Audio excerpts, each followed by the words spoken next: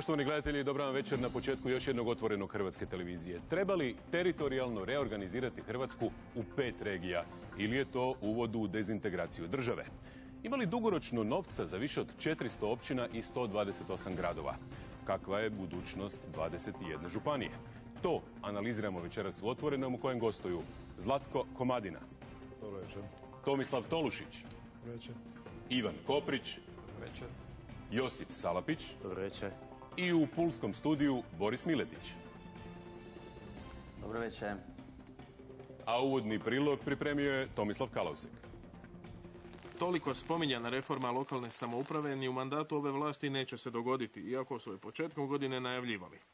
Podsjetimo, tada je predlagana podjela Hrvatske na 5 regija, no iako su članovi koalicije odustali od provedbe, načelno su ostali za taj plan.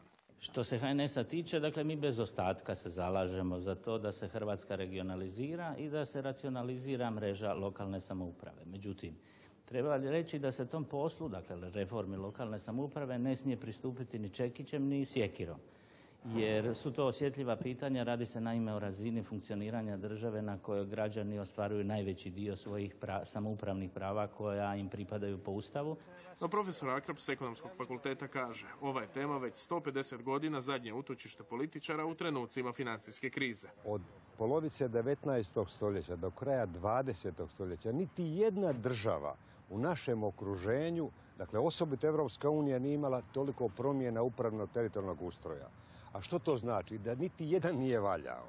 I uvijek se to govori, ponavljam, u vremenu ekonomske krize. Da je taj aparat možda preglomazan i skup, slaže se i gradonačelnik Zaprešića, ali apelira da se zadrži barem volonterski pristup upravljanju nekim jedinicama lokalne samouprave.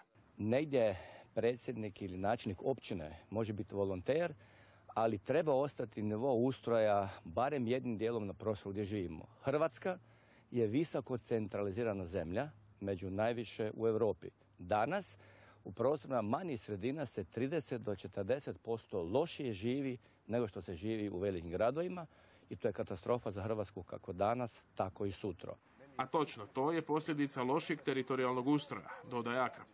Da nijedan upravno-teritorijalni ustroj nije valjao do sada, govori ta silna ispražnjenost hrvatskog prostora. Pa zašto smo mi slijepi? Dakle, demografi, ekonomisti. Dakle, to je jedan dio ukupnog razvoja. Ekonomija i demografija, gdje ima ekonomije, ima i ljudi. HNS se zauzima za to da se ponovno jača mjesna samouprava. Kada jednom taj proces zaživi i kada racionalizacija bude provedena, da se ojača sustav mjesne samouprave, jer ona je zapravo ubijena početkom 90. godina kada je uvedena ova mreža općina i gradova. Kako bi se decentralizirala država, Željko Turk predlaže da se jedinicama lokalne i regionalne samouprave prepuste određeni poslovi koje sad obavljaju državne agencije. Također izdvaja i problem s kojima se suočavaju u suradnji s državom.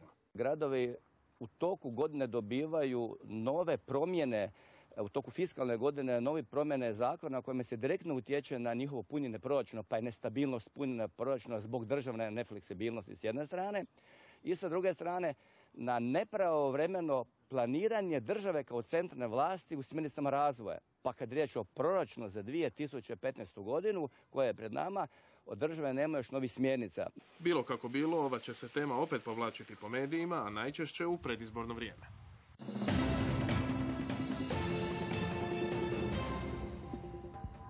Kao i svaki put podsjećam vas, poštovani gledatelji, da možete komentirati na Facebook stranici HRT Vijesti. Pitanja gostima u studiju možete i postavljati na SMS 611-660. Dakle, prvo napišite riječ otvoreno, a onda napišite svoju poruku ili pitanje. Dio tih pitanja prenijet ćemo na kraju emisije i imat ćete prilike čuti odgovore.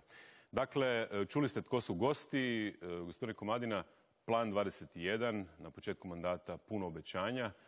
Poglavlje 21 govori o decentralizaciji Hrvatske i o podjeli Hrvatske u 5 regija. Zašto to nije ostvareno?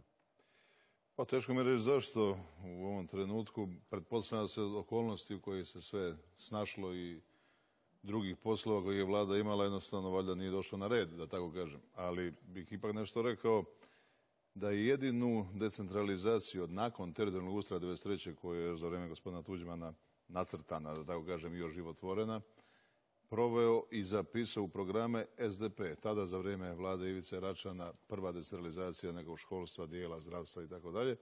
I programski i sada ova koalicija to nije makla iz programa. Jednostavno ovo što ste rekli. Međutim, po meni to nije posao jedne vlade. To je posao jedne reforme, jer bilo koja vlada došla, lijeva, desna, ne može mijenjati svaki čas nešto. Znači, neki ustroj države sa ovlastima adekvatnim, to mora biti konsenzus i HDZ-a, SDP-a, ne znam, lijevih, desnih i svih drugih stranaka. Ne? I naravno struke. Dobro, sad sam pokušao dakle predložiti jedan kompromis. Ministar Bauk pokušava 20 ureda državne uprave po županijama svesti na 5 ureda prema budućim regijama. Evo, to će biti ova karta koju sada vidimo na zidu u različitim bojama. To je tih 5 regija. Krenut ćemo od juga, krenut ćemo od ove ljubičaste, odnosno tamno modre boje. Dakle, na krajnjem jugu Ured državne uprave za Dalmaciju. Okvirno bi brojala ta regija 858 tisuća stanovnika, obuhvaća 4 županije, dakle Dubrovačko-neretvansku, Splitsko-dalmatinsku, Šibensko-kninsku i Zadarsku. Potom, ako idemo po obali nešto sjevernije, dolazimo do Ureda državne uprave za Istru, Hrvatsko primorje, Gorski kotar i Liku. Konkretno 3 županije su u pitanju, 555 tisuća stanovnika. Vidimo ovdje Ličko-senjska, Primorsko-goranska i Istarska. Ako se selimo prema unutrašnjosti, to je Ured državne uprave za središnju Hrvatsku, 753 tisuće stanovnika, 4 županije, dakle Zagrebačka, Karlovačka, Krapinsko-zagorska i Sisačko-moslavačka. Na istoku Ured državne uprave za Slavoniju i Baranju. 5 županija čak obuhvaća 806 tisuća stanovnika, Osječko-baranjska, Vukovarsko-srijemska, Brodsko-posavska, Virovitičko-podravska i Požeško-slavonska i vidimo ovdje dakle u sredini Zagreb kao izdvojenu teritorijalnu jedinicu i na sjeveru narančaste boje Ured državne uprave za sjeverozapadnu Hrvatsku, najmanji 526 tisuća stanovnika, bio obuhvatio 4 županije, dakle Varaždinska, Koprivničko-križevačka, Bjelovarsko-bilogorska i Međimurska. Je li ovo palo? Je li ovo definitivno pokopano ili još ima šanse da se provede? Naime, izbila je pobuna od vaših koalicijskih partnera, koliko sam čuo. Glavni problem je bila ova vaša regija i činjenica da bi centar uprave bio kod vas u Rijeci, a ne recimo u Puli kod gospodina Miletića. Da, ali moram vas malo korigirati. To nisu regije. Dobro. To se kolokvijalno tako zove. To su uredi državne uprave i oni su raspoređeni, grupirani s određenim brojem županija. Ali je korak prema onome što ste napisali u planu 21, nije li? Nije, ne, u ovom dijelu ne. Ovo je samo smanjivanje broja državnog aparata u šefovskoj razine. Znači imate jednog predstavnika državne uprave u Dalmaciji, nemate ih 4 u ove 4 županije. Imate nižu razinu platnih razreda. Jedno je sad spor gdje će taj sjediti. Ako sjedi u Splitu, digne direkt u Dubrovnik. Ako sjedi u Rijeci, onda kolega Miletić vjerojatno ima nešto protiv. Ajmo ga čuti, gospodine Miletiću, idemo do Pule. Što vi kažete na ovo? Je li istina da ste vi kao koalicijski partner u stvari srušili ovu cijelu priču i da ste zavrnuli ruku premijeru Milanoviću i rekli neće ovo proći? Pa IDS nikad ništa nije rušio, mi nastojimo stvarati. Mislim da se cijela stvar malo stavlja naopako. Dakle, mi idemo raditi određene, rekao bih, kozmetičke reforme, promjene koje nisu prave reforme u pravom smislu riječi, bez da se prije toga dogovorimo svjesni da državu treba regionalizirati, koje će biti buduće regije u Hrvatskoj. Mene, evo, doista drago mi je da se predsjednik Josipović uključio u prijedlog izrade reforme lokalne, odnosno regionalne samouprave na način da se Hrvatska regionalizira, jer mislim da ovaj današnji sustav jednostavno postao nakaradan. Govorite o ustavnim promjenama koje su preduvjet za cijelu priču, o tome govorite? Pa normalno, mi moramo definirati koje su to hrvatske regije. I logično bi bilo da svaka regija ima određena državna tijela unutar svoje regije. A mi sad idemo raditi reformu državne uprave, pravosuđa i tako dalje, bez da smo definirali koje su to buduće hrvatske regije. Mislim da bi trebalo napraviti jednu sveobuhvatnu reformu koja će to u sebi sadržavati. Jer imam osjećaj da se polako stječe dojam kao da je glavni problem Hrvatske broj općina, gradova i županija. Ako je to glavni problem Hrvatske, onda je to problem veličine najviše 10%. A drugih 90% onda leži upravo u državnoj upravi. Jer ukoliko pogledate koliko smo mi danas centralizirani, da se od 100 kuna nekakvog fiskalnog novca 90 kuna slijeva u državni proračun, 5 kuna ide na grad Zagreb i drugih 5 kuna se podijeli na sve županije, sve općine i sve gradove. Mislim da je tu problem. I nedavno izašli podaci Hrvatske narodne banke koji govori o hrvatskom javnom dugu i još jednom pokazuju da taj problem ne može biti na lokalnoj samoupravi, jer u smislu zaduženja sudjelujemo samo sa nešto malo više od 2%, dok je preko 97% duga stvorila centralna država. Hvala vam za sada. Gospodine Tolušiću, što vi na ovo kažete? Eto, HDZ je u stvari na neki način već rekao svoj stav o teritorijalnoj reorganizaciji države. Vaš stranački kolega Mlakar rekao je dosta žestoko da mu ovo liči na provođenje drugog memoranduma Srpske akademije nauka i umjetnosti. Što vi na to kažete? Pa ja bih rekao da definitivno stav HDZ-a da ovaj sustav treba biti možda efikasniji, kvalitetniji, ali da je ovakav teritorijalni sustav pokazao do sada ovih 20 i nešto godina puno više svojih pozitivnih stvari nego negativnih. I ono što mene i osobno i kao župana i kao građanina smeta, da stalno govorimo o to nekom broju, a uopće ne govorimo o načinu kako sustav treba funkcionirati. Stalno pričamo da ima puno ili malo hrvatskih županija, općina ili gradova. Ja ne znam gdje to piše da ih ima puno ili malo. Kako sustav treba funkcionirati sa 5 regija, to do sad nitko zadnjih 5 godina nije rekao. Da li će biti, šta će biti, kako će biti.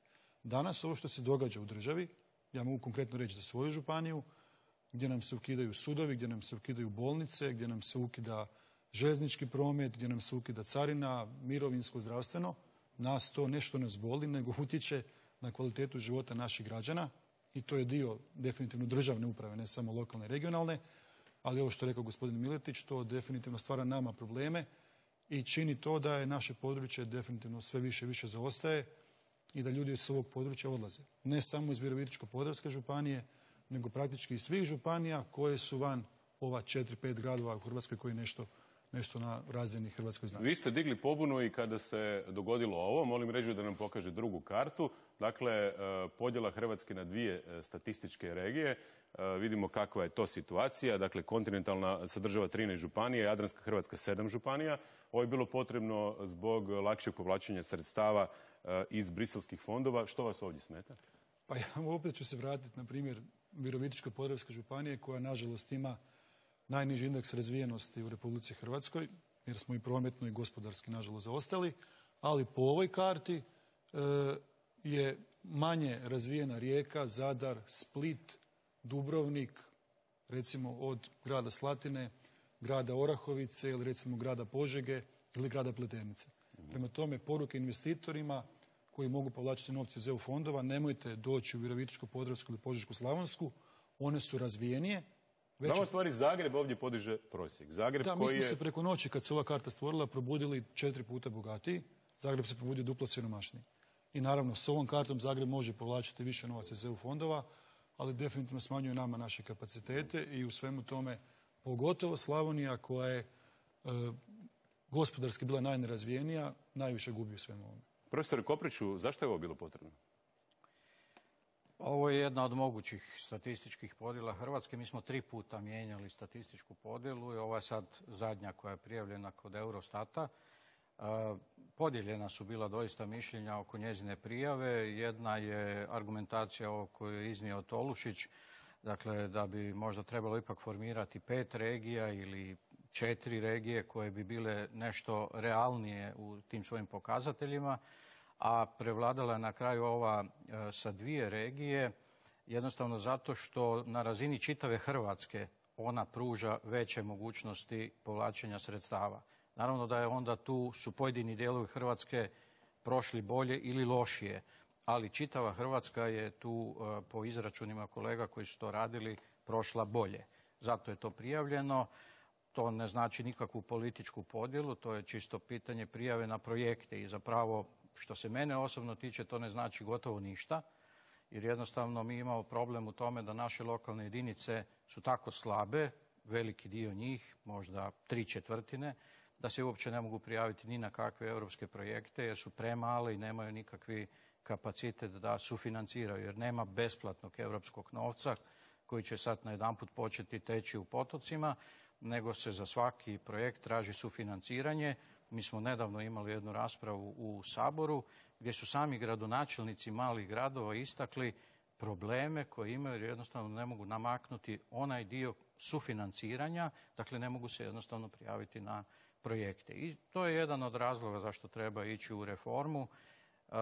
Mislim, kolege političari imaju privilegiju govoriti jedan dio istine, što oni naravno i koriste i to je donekle normalno, ali zapravo mi bismo morali reći da je ovaj sustav doživio potpuni fijasko. Ja se tu nikako ne mogu složiti sa ocjenom kolege Tolušića. U svakom pogledu, pa čak i ovaj pokazatelj da je 80% Hrvatske u depopulaciji, govori u prilog tome, kao što je rekao profesor Akrap, da zapravo ustroj ne valja. Jer da ustroj valja, onda bi i taj pokazatelj bio bolji. A da ne kažem da smo odabrali jednostavno pogrešne ciljeve ili mi ni ne znamo koji je cilj lokalne samouprave, šta mi želimo s pomoću toga, da li želimo da svaka općina ima svoje nekakve državne institucije ili želimo da lokalna samouprava bude potpora razvoju ove zemlje. Mi kao struka zagovaramo taj pristup, dakle lokalnu samoupravu koja je potpora razvoju. Da dobite sada otvorene ruke da reorganizirate Hrvatsku. Što biste učinili sa 429 općina, sa 128 gradova, sa 20 županija plus grad? Ja sam nažalost već predobro poznat po tome što bih učinio. Dakle, ja mislim da na hrvatskom području mi nemamo, nego imamo ta 4 grada koja su koji mogu biti oslonci regionalizacije. I mislim da gledajući našu kartu možemo uočiti negdje između 90 i 120 centara, urbanih centara oko kojih se mogu formirati temeljne lokalne jedinice. To naravno ništa ne znači ako idemo mijenjati kartu samo zato da bi mijenjali kartu. Mi moramo decentralizirati zemlju. I kad su bile ove rasprave kod predsjednika Josipovića, ja sam predložio da promijenimo definiciju države. Ona nije možda toliko operativno važna, ili barem se to tako ne čini, ali mislim da smo mi ipak sada dovoljno zreli da promijenimo definiciju Hrvatske u zemlju koja se bazira na načelu ili na primjeni načela supsidijarnosti. Dakle, moramo početi graditi društvo i ustrojstvo države odozdola prema gore, a ne kao što je bilo zamišljeno i kao što se radilo 20 godina odozgora prema dolje, pa onda ovi dolje su nekakvi liliputanci koji se eto i svađaju između sebe gdje će biti sjedište ovoga i onoga. Umjesto toga treba formirati dovoljno snažne temeljne lokalne jedinice. To naravno ne znači opet da treba ukidati općine. Pazite, mi imamo centre neke života na državnom teritoriju koji su stalni. Samo se drugačije zovu. Zvali su se mjesne zajednice, a sad se zovu općine. Ako razmišljamo o nekoj lokalnoj sredini koja je stradala u Domovinskom ratu, koja je depopularizirana, gdje je ostalo vrlo malo ljudi, u trenutku kada im se ukine općina, kada ode to općinsko središte, kad moraju putovati 50 km da bi izvodili neki dokument, dobro, danas sutra u doba internetizacije to vjerojatno neće biti tako, ali to su uglavnom staračka kućanstva. Znači li to da je to u stvari zadnji čavao u lijes konačnom pražnjenju tog prostora? Ne, to uopće ne znači to. I tu je, ja mislim, tu je temeljna manipulacija koju stalno doživljavamo. Ako se nešto promijeni u teritorijalnom ustrojstvu i u decentralizaciji, mislim, mi moramo decentralizirati zemlju. Mi moramo više usluga dati na teritoriji nego što ih je sada tamo.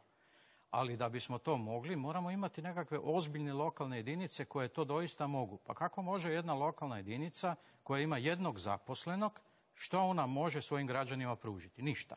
Dakle, ona je tamo zato da bi bilo vijeće i da bi bio načelnik. I to treba promijeniti i tu se, ja mislim, vrlo jednostavno može sve skupa promijeniti, ali mora postojati politička volja vladajuće većine, a mora postojati i neka vrsta konstruktivnosti kod oporbe. Jer mi imamo političare koji se igraju kao djeca. Idemo uključiti malo i te oporbe. Gospodine Salapiću, HDSSB je na krilima one poruke i pjesme Inati se Slavoniju došao na vlast na istoku Hrvatske. Dakle, kako vi gledate na ovo? Inati se Slavoniju je poruka za stanje u Slavoniji i Baranji, na upravo ovo što smo svi danas večeras načeli na temu trebali mijenjati teritorijalni ustroj Hrvatske, trebamo li drugačije ustrojiti sadašnji sustav županija od 21 županije. Upravo ste spomenuli ovo da se općine čuvaju da ne bi građani trebali putovati u neka mjesta po sve dokumente. To trebaju dan danas. Mi imamo samo na jednom tamo području u Slavoniju 4 male općine gdje sve gravitiraju prema jednom većem gradu kao što je bilo nekad prije 20 godina. U stvari se nije ništa promijenilo.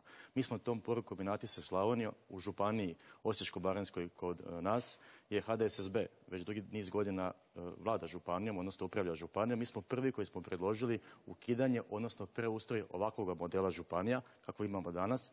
Ne da bismo pričali o brojkama, treba li to biti 5, 7 ili 8, trebamo li ići na razgovore kod predsjednika Josipovića ili sudjelovati u razgovorima u Hrvatskom saboru sa vladajućom koalicijom, koja istina gospodine Komadina je u svom planu 21 platforme pobjede na izborima gospodina Milanovića pisalo je 5 regija da će se ustrojiti. To je bio platforma na kojoj ste ne vi, nego vaša koalicija dobila izbore. Mislim da je gospodin Komadina to baš pisao. Nema veze.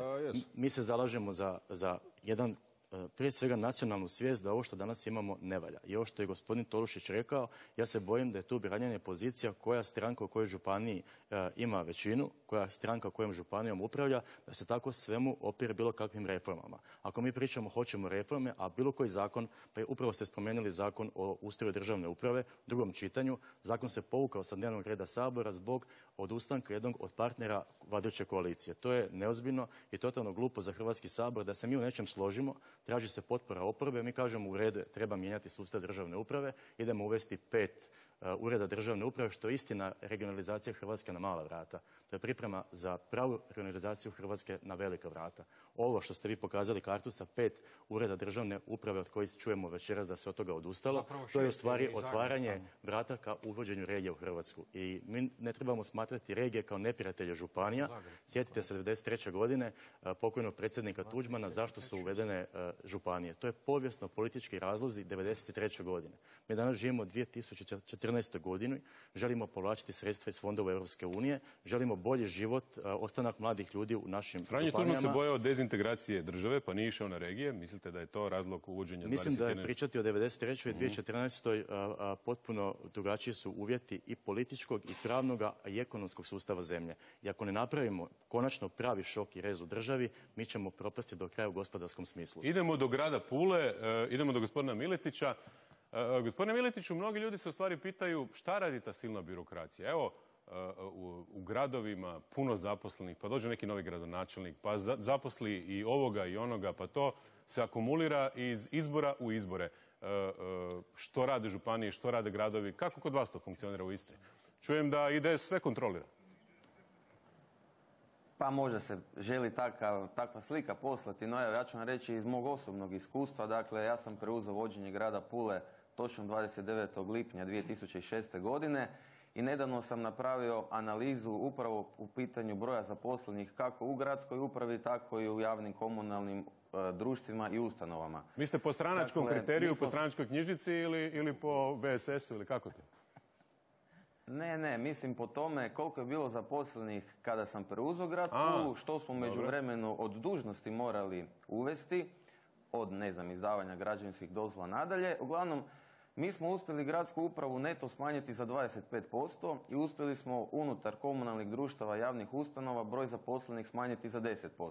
Mi kao gradska uprava danas trošimo nešto malo manje od 11% izvornih prihoda. Prema tome, kad govorimo o tome da li neka jedinica lokalne samouprave može opstati ili ne, treba pogledati nekoliko elemenata.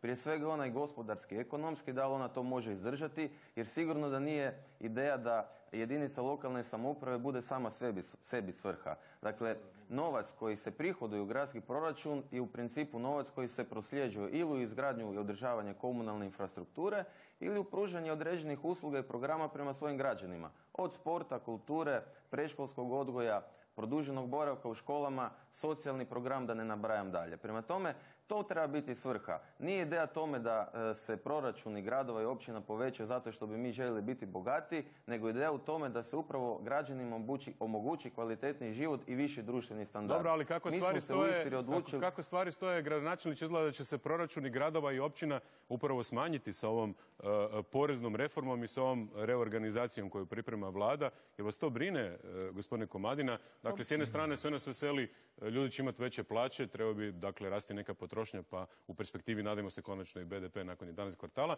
S druge strane, vi ćete imati manje novca za vrtiće, za ceste, škole. Evo, sad ste vi nešto rekli što je kontradikcija onoga prije kad ste rekli da je ovo aparat koji će se uštediti ako se ukine. Znači, ukinemo grad Pulu. Moje da provociram, ja malo mogu biti kontradiktoran. Ukinemo gradove, županije, onda će Hrvatska procvast.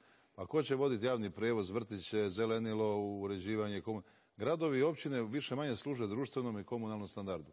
Županije služe nekakvom prostornom planiranju, upravljanju resursima bi trebalo, zdravstvenim sustavom, srednjim i visokim školstvom.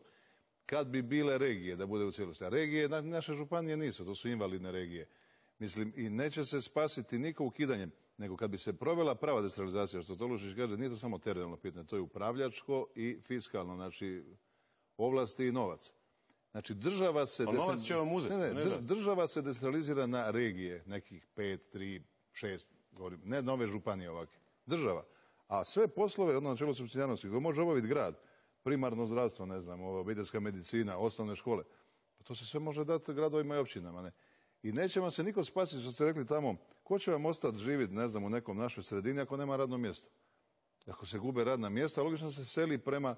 I ja sam sad u nedjelju došao iz Beča, bio sam na konferenciji Instituta regija Europe na temu pustopoljina regionalnih u Austriji, jednoj koja je bogata, i megapolisa tipa Beča, još neki koji se šire. Ljudi se sele u jednoj bogatoj Austriji, jer tamo ima mogućnosti, ima sveučilišta, ima kulturu, ima zdravstvo, ima ovo, ima ono, što nema u manjim sredinama. Još ako nema radno mjesto, a što će ga držati u toj manjoj sredini? Inače, još samo, pa neću vas poslije više zamarati. Mislim da se profesor Kobrić to može potvrditi. Dobra praksa Europske unije su 3 razine vlasti. U skoro svuda. Imate jednu iznimku, ajmo, Francuska ima puno malih općina, to je tradicija njihova. Međutim, Danska je radila reformu i Danska je uzor 4 milijuna i nešto koji nas. Smanjila je broj regionalnih samouprava na manje većih, znači veći kapacitet, veći fiskus, veća upravljačka struktura, više obrazovnih ljudi, može preuzimati više poslova. Od koga? Od države. Danska 60% poslova obavlja u regijama, gradovima i to. Smanjila je broj općina, isto sa većeg broja, na manji broj, povećala ih je. Ne. Znači, mi smo, od kad je ovaj ustroj, 1993. poraslo je, koliko profesore, za 60 do 100 općina i grada. Neki su se transformirali u gradove, neke općine su nastale. Pa su nastale općine od 300 stanovnika, od 500, od 700. Općina koja ne može imati, ne treba vrtić. Kakva općina? Kome treba ta općina?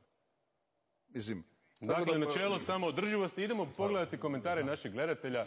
Dakle, na Facebook stranici HRT Vijesti stizali su komentari. Kaže Branimir Soldin, Hrvatsku treba reorganizirati u 5 regija, ali dokle god će 3,5 kuće predstavljati grad, budućnost nam je neizvjesna ili čak jako izvjesna. Dobro, Marko Zrno, županijama treba dati veću odgovornost i da budu u službi građana. Gradonačelnici da budu volonteri ili da im se plati 4 sata rada tjedno. Da budemo kao Švicarska.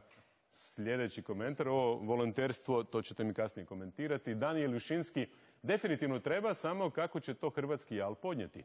Kod nas ne mogu 2 susjedna sela surađivati jer se pozivaju na nekakve razlike iz doba Marije Terezije.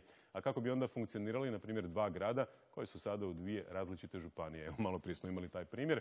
Mislim da će regionalna podjela biti težak zalogaj za bilo koju vladu koja će se s tim pitanjem uhvatiti u koštac, odnosno u provedbu. Gospodine Tolušiću, i vi niste sretni s idejom da uđete u neku regiju pa da vam Osijek bude centar? Pa ja sam vas htio primijetiti da ovdje u studiju, ispričavam se ako griješim, znači gospodin Komadina je iz Rijeke, gospodin Koprić je iz Zagreba, evo, gospodin Salapić je iz Osijeka, vi ste tu, vjerojatno živite također u Zagrebu.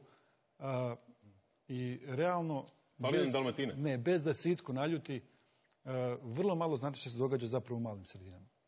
Htjeli vi to priznat ili ne? Ja živim na selu, ako mogu dodati nešto. Odlično. Dobro. Ja ponovo kažem, ja živim za dan... I vi živite na selu? Evo, volio bi da HDSSB, recimo, koji se zalaže za regionalizaciju... Ja sam u Bizovcu, isto na selu. Zalaže se za regionalizaciju Slavonije, da kaže da će administrativni centar Slavonije biti u Virovitici. To bi volio čuti, onda bi bila ista situacija kao sa IDS-om. Administrativni centar Slavonije u Virovitici? Zašto ne bi bio u Virovitici? Misli regije, rekao je regije. Regije, da. Ono što se kaže da ne treba. Zašto ne? Jer opet vam kažem. Ko bi bio župan, odnosno gazda tamo? Vrlo bitno. Uopće potpuno nebitno. Naši građani gube. Ja znam da sad kad nekom kažemo da je, ne znam, naša županija izgubila carinu. Vama to ništa ne znači. Pitajte tvrtku... Kako je izgubila? Pa to je državna služba. Pa ne možete vi izgubiti nešto što nije vaše. Pitajte tvrtku Tvin ili Šećeranu koliko imaju više troškova, koliko su manje konkurentni, zato što carne robu u Varaždinu ili negdje dalje. To vi ne osjetite u ovim sredinama velikim.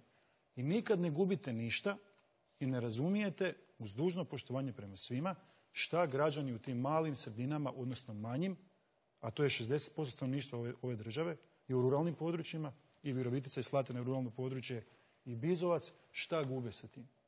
Opet kažem, broj nije bitan, ali na ovaj način se država apsolutno centralizira. Kroz državne funkcije, kroz smanjenje ovlasti lokalne regionalne samouprave ili kroz smanjenje financija. Mi smo poslije Grčke najviše centralizirana država u Europi. Gospodine Salapiću... Ali samo jedna stvar. Šta vi mislite da ne zatvaraju benzinske pumpe, poštanske urede u Gorskom Kotaru, na otocima, a nama samo ne zatvaraju u Rijeci, Opatiji i Crikvenici? Ja se s vama apsolutno slažem. Ti procesi su, s time da sam ja protiv toga. Marija Terezija je upravo državne činovnike raspoređivala, je li tako? Da. Ali sad ne počnemo. Dobro, prosječan broj stanovnika u hrvatskom gradu, ako izuzmemo Zagreb, je oko 6.000 ljudi. Gospodine Salapiću, je li to premalo za grad? Premalo je definitivno. Vi ste na početku spomenuli veliki broj gradova, broj općina i sad broj županija što smo načeli. To je premalo. Ako mi možemo zastupati bilo koju politiku, profesor može zastupati struku. Ono što se slažem i sa gospodinom Komadinom, konsenzus je potreban za ovakve ozbiljne razgovore. Jer ovo što župan Tolušić govori, on govori s pozicije župana. Nije točno da smo mi smo svi u nekim manjim mjestima i selima odrastali i znamo situaciju, ali je točno da sustav ne funkcionira. Način na koji se postavilo bilo koje vladi, ako su se ispunjavali bilo čiji politički zahtjevi, da bi neko dobio status općine. Pa neka općina ima samo općinsku zgradu, ima zastavu, grb i dan općine, gdje se ljudi u 3 dana godišnje skupe nešto proslave. A funkcionalno, gospodarski, porezno, ekonomski, investicijski ništa. Dakle, ako ćemo se složiti, bilo to ljevica ili desnica. Mi smo čak i razgovarali oko ustavnih promjena kada smo htjeli regije staviti u ustav, jer se slažemo sa time da bez obzira ko je to predložio, s koje strane dolaze, ako je dobro za budućnost Hrvatske, trebamo to promijeniti. Nismo uspjeli zbog drugih razloga. Mi smo tu tražili razgovor i sa HDZ-om. Nije nikakva tajna kada je u pitanju ustavne promjene. Da se složimo oko konsenzusa. Trebaju li gradonačelnici, načelnici općina i župani biti volonteri, profesore?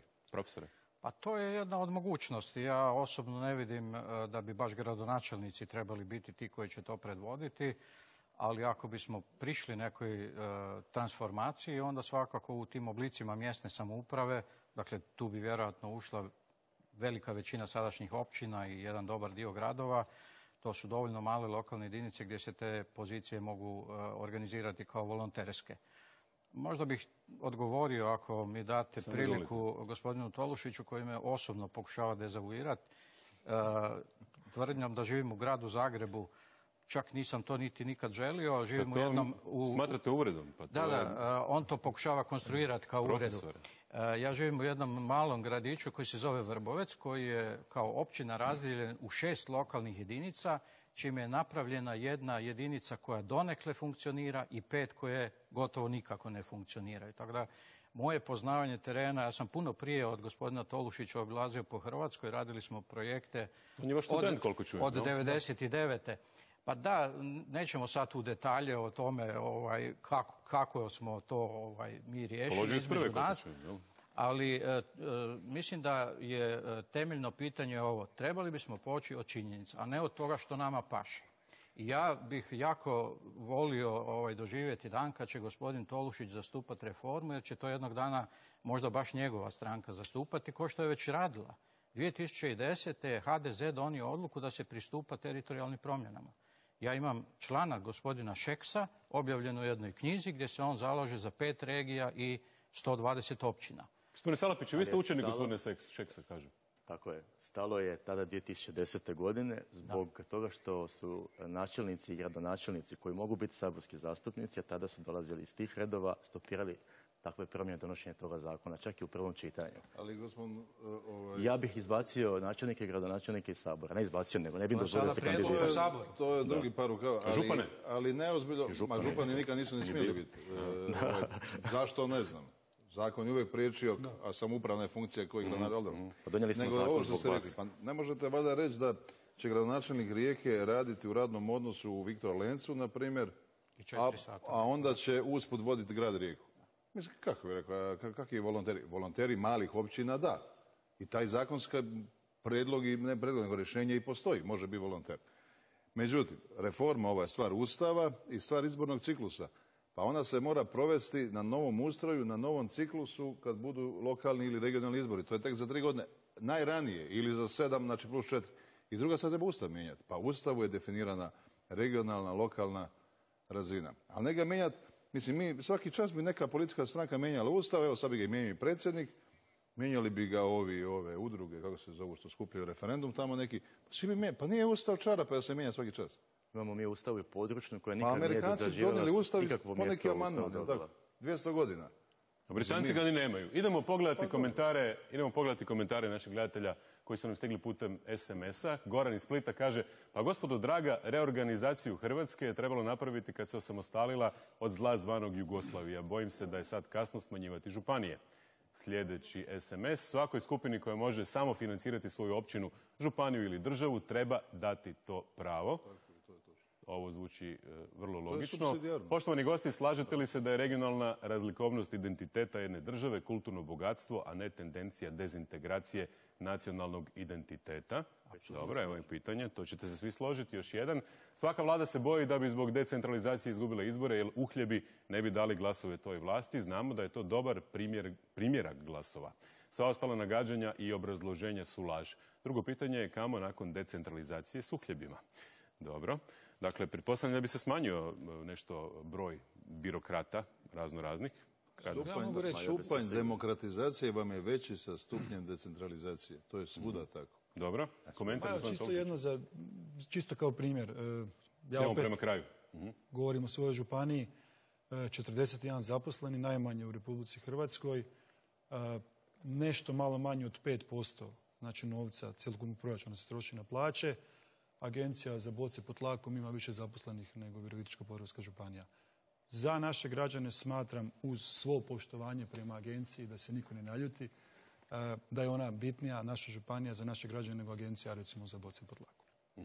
Samo ako mogu jedan primjer navesti. Naša županija ima 180 zaposlenih. 70 ih radi na građevinskim dozvolama. 70 izdaje dozvole.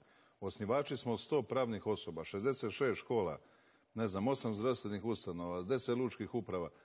U zdravstvenom sustavu županije, znači bez državne bolnice, kliničkog bolničkog centra, radi 1800 zaposlenih ljudi u specijalnoj bolnici, daloterapiji, opatiji, u Zavodu za javno zdravstvo, u domu zdravlja. Mislim, to je sustav koji ja bih pitao ove genijalce koji bi sve to gumicom izbrisali, ajde izmaknite to sad. Kako bi sustav funkcionirao? Kako bi sustav funkcionirao? Idemo to isto pitanje postaviti gospodinu Miletiću u Pulu. Na samom smo kraju. Eto, vaša završna misao, odnosno 1 minuta. Slušamo vas.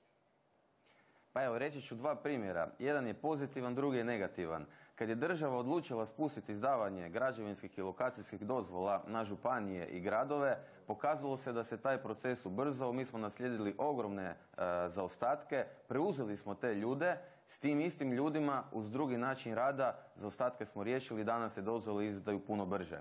Loš primjer je kad se ide centralizirati, a to je primjer gospodarenja državnim poljoprivrednim zemljištem. Znamo da smo u Istri stvarno napravili iskorak po pitanju sadnje vinove loze, maslina. Međutim, nakon što je država osnovala agenciju, u Istarskoj županiji su zadnjih 3 godina nije dodijelio niti 1 centimetar kvadratni poljoprivredne zemlje, ono što bi poljoprivrednici željeli raditi, a da sustav bude nakaradniji, upravo na području općine Kršan, dakle u Čepičkom polju, se neki genijalac sjetio napraviti program da će tamo saditi masline gdje masline nikada nisu rasle niti će rasti, i to je taj ured iz Zagreba odlučio dakle podržati, umjesto da zemlju dobe lokalni ljudi koji tamo žive i rade od poljoprivrede. To su 2 primjera kako se može decentralizacijom stvari poboljšati, ali s druge strane suprotan proces okrupljavanja, odnosno centralizacije, dovodi nas do loših primjera. Hvala vam iz Pule. Gorskim gorsko-kotarskim šumama upravljalo regionalno. Gorski kotar je tako reći procvo.